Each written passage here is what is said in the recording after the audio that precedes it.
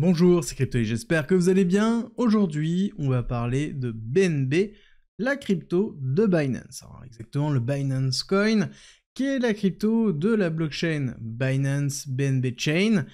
Historiquement, ça s'appelait la BSC, vous allez le voir, à certains endroits, ça garde encore son nom, mais il faut comprendre que c'est directement lié à Binance, l'exchange, qui est le plus gros exchange au monde, hein, si jamais vous avez un doute.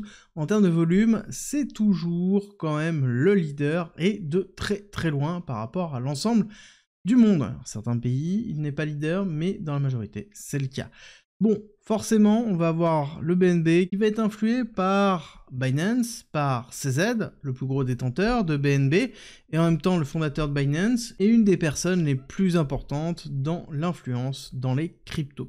Bref, tout ça pour vous dire que le BNB est quand même un actif très particulier, parce que déjà, il a sa propre blockchain, oui, la BSC, on va en reparler, et deux, c'est une crypto d'exchange, donc on a de fortes spéculations comme quoi il est fortement manipulé, je vais vous expliquer pourquoi, mais techniquement, on est dans des zones très intéressantes, je vais vous expliquer aussi pourquoi.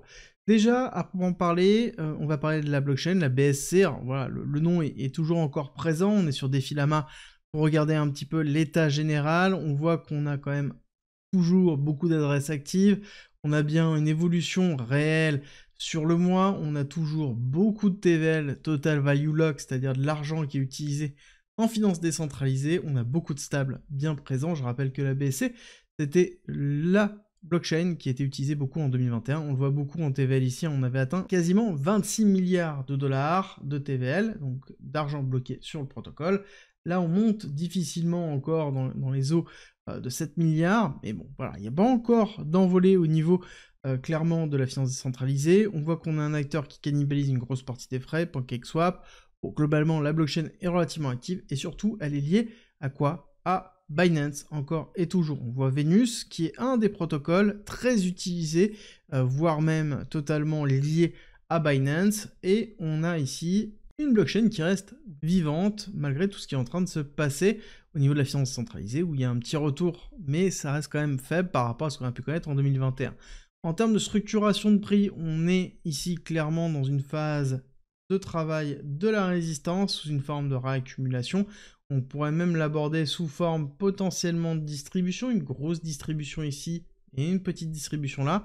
Ça sous-entendrait qu'on aurait ici, pour ceux qui connaissent un petit peu Wyckoff, un BC, un AR, un ST, un SO, donc le sign of weakness, partie basse, sous une forme d'accumulation, rupture haussière, et on aurait un UT et potentiellement un UTAD qui pourrait arriver au-dessus avant d'aller plus bas, justement, chercher en dessous du sign of weakness. Ça, c'est des manipulations long terme.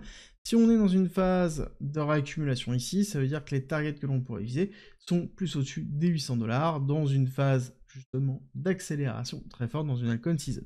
L'important à retenir avant d'entrer un petit peu plus dans le vif du sujet dans l'analyse de BNB, c'est qu'on a quand même une crypto qui est très solide. Là où beaucoup se sont effondrés, littéralement effondrés, BNB a réussi à faire moins 72% au plus bas versus d'autres qui étaient à moins 95% dans le dernier bear market. Et dans les phases d'accélération, pareil, on a tenu, on a continué à avoir des belles performances et on a toujours maintenu des niveaux clés. Ça vient de plusieurs choses. Un, le BNB est très utilisé sur la plateforme Binance, que ce soit à travers les airdrops. Il est souvent burné avec un séquençage de burning qui est effectué par Binance aussi. Et donc forcément, ça maintient très fortement la valeur du cours de BNB. Et ça donne en fait une très grosse force à BNB qui lui donne ici une pattern bien plus propice que d'autres cryptos où on a mis en place ici une très belle accumulation court terme, moyen terme dans cette zone-là. Surtout qu'on voit ici un RSI qui est en train de regagner de la force, donc on a un momentum qui est en train de se recréer, donc ça nous montre que oui, on a une zone très intéressante au niveau de BNB. Si on descend en daily, on voit qu'on est dans une phase de retournement, mais pas encore suffisante pour pouvoir valider une réaccélération.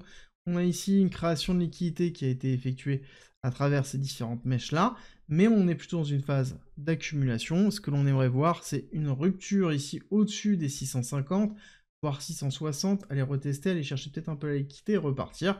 Ça, c'est le meilleur scénario qu'on pourrait avoir avec une prise de liquidité de tout ça, un petit retest de cette mèche-là, et on repartirait, donc un retest des 500 $ pour aller chercher plus haut sur les targets que je vais vous donner un petit peu plus tard.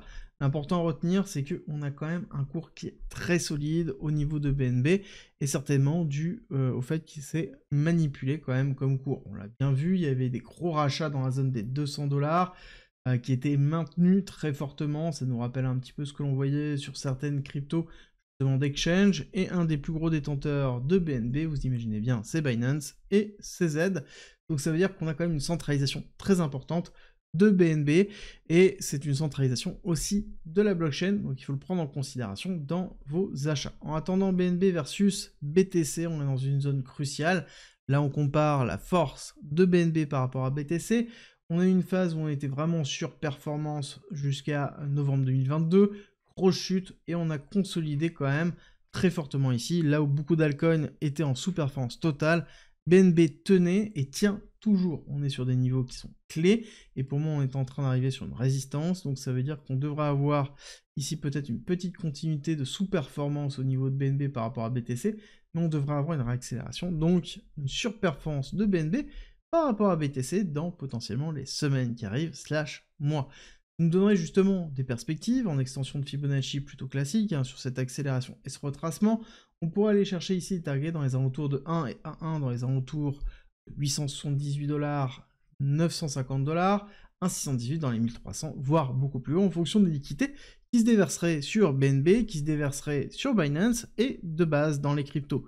On sait très bien qu'il y a une grosse partie de réglementation qui est en train de se faire, qui permet d'avoir beaucoup plus de liquidités qui se déversent dans les cryptos et dans l'écosystème, donc c'est un point très positif, et forcément Binance, en tant qu'exchange qui fait de l'argent avec les volumes, va profiter de tout ça, et forcément il y aura plus de burning de BNB, peut-être plus d'activité sur la BSC, donc sur la BNB Chain, dans la finance décentralisée, globalement plus d'utilisation pour le BNB, plus d'achats, et forcément plus de liquidités qui se déversent dans l'écosystème.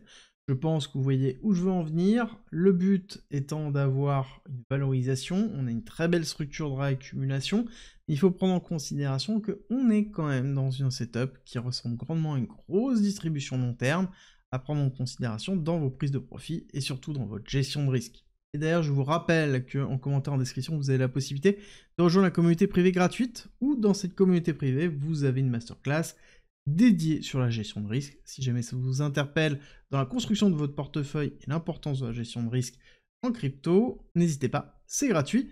Et nous, on se retrouve très vite pour une nouvelle vidéo. N'hésitez pas aussi à me mettre en commentaire la prochaine crypto que vous voulez que j'analyse, certainement la semaine prochaine.